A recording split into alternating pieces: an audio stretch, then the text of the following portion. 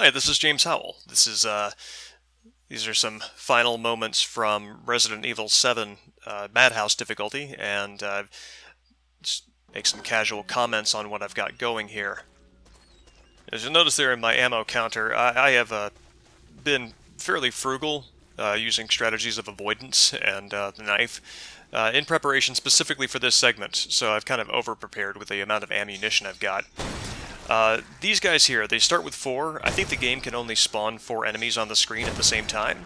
That's why I am kind of hobbling them here instead of killing them outright, because this enables me to keep control of the area, and it also saves ammunition, because, 4 enhanced rounds up there, I'm making him jump at me so I can get a little bit of space to press this button.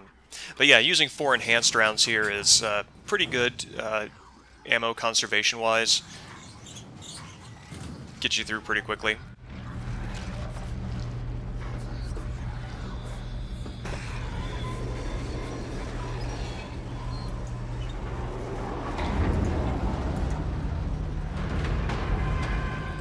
Something that's a little weird about the elevators is that they won't let you go through unless they're completely open, even if they're open wide enough for, like, your character's body to go through. I have a hard time hitting these guys with a headshot frequently, but this is actually pretty easy because it drops right in your line of sight. These guys, I think they actually take 2 headshots with normal ammunition. And in this area, Lucas has very kindly left enough traps for Ethan to use to make it through okay.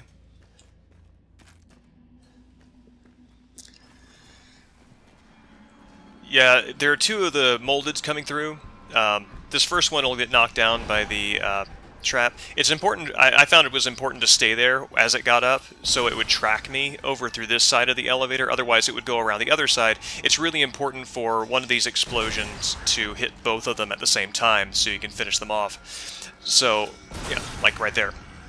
If I had not kind of waited there to lead that the one with the big arm on, it would have gone around the other direction and missed one of the explosions and used ammunition, which strategies like these, and there you can see exactly how much I've got.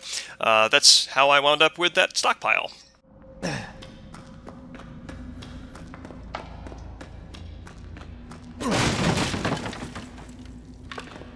Oh, these guys are rough.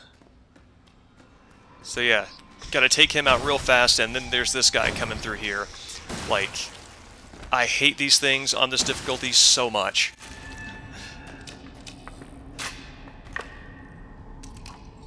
When they come in close, they're very difficult to track, so really just training the shotgun on them is the quickest way to do it.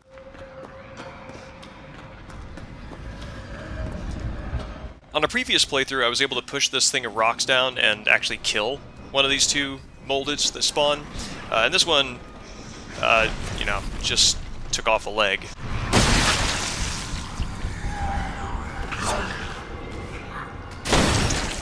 Ba-boom.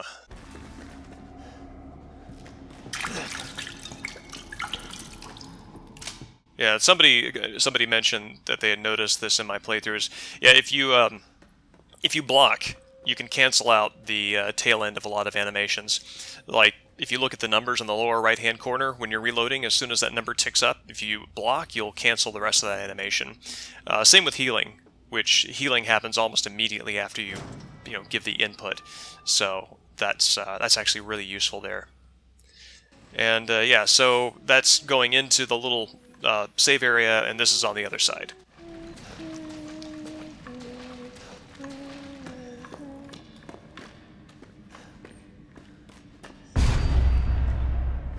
I think I might be one of the, 10 people on the planet Earth who doesn't find little girls terrifying.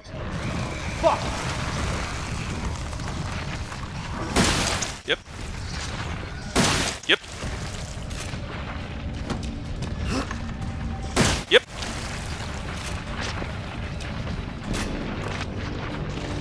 And that's why I saved up for the... I used the broken shotgun. Because of that power. Again, very important to take care of the regular molded before this guy shows up, and then shotgun him.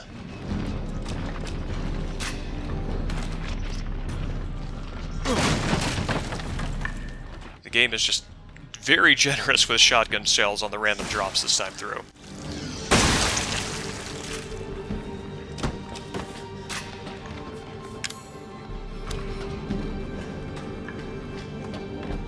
Oh, yeah, I forgot something that I usually grab on my playthroughs. There is a strong chem fluid packet about midway up, and there is a solid fuel object down here. If you mix the solid fuel with the strong chem packet, you get flame rounds for the flamethrower, which I find I just like to have as much punch as I can get before facing the, I call them shake and bakes, the big puking monsters.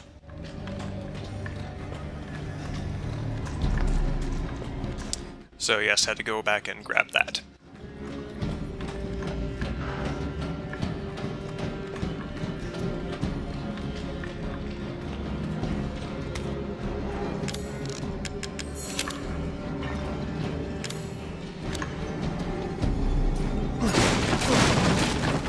Thank you, game. Thank you, game.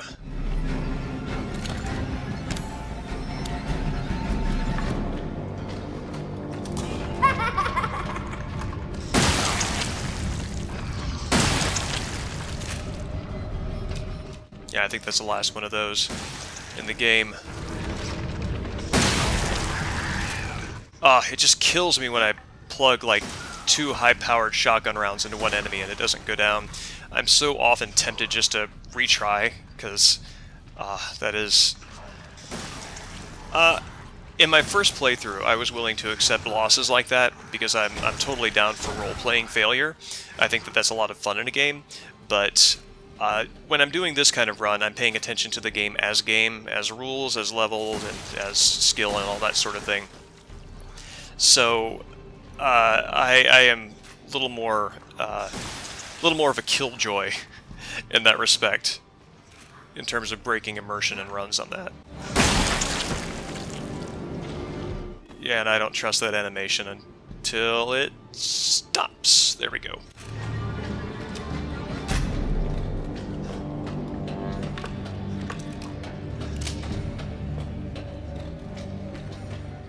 Yeah, the one NG plus grace that I allowed myself on this run-through was using the Albert R01, which I feel that the handicap offsetting it, yes, this is what I want the flame rounds for. These guys right here, I find, like, the longer they stick around, the more likely, I think that wall juts out in terms of, like, barrier space just a little farther than it appears. Anyway, what was I saying?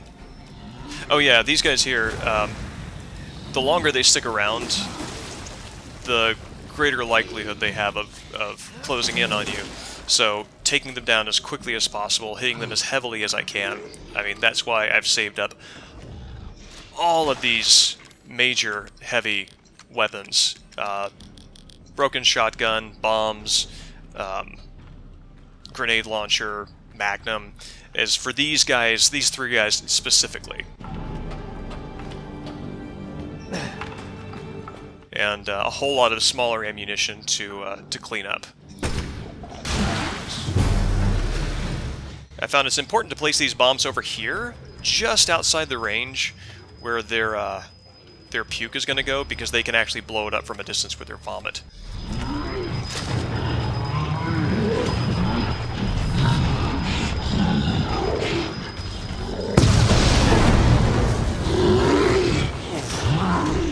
First time through I did that, I was able to group them in one spot and take off both of their legs, and that makes it much easier.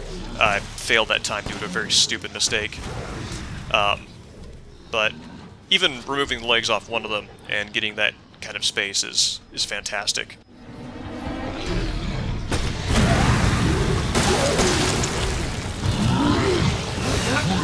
Yeah, you can actually block that.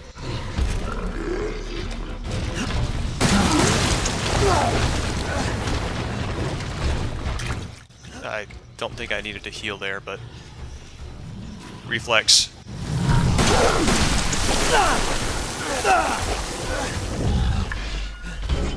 Keep blocking, buddy.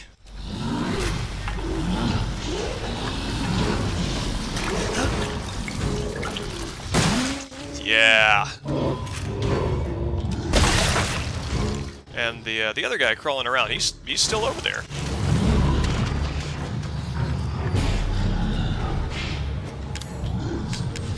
Duck down and manage my inventory. Yeah, this is one of the reasons why I like to have smaller arms going into these fights. It is just terrible when the majority of preparation for one of these big fights is, you know, heavy-hitting weapons, and then you use all of them, and then they're like maybe 3 hit points away from dying, and you've got nothing.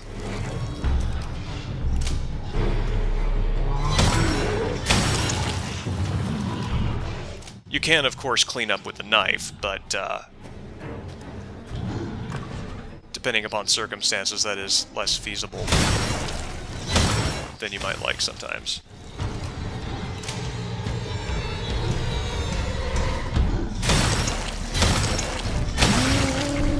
Bang.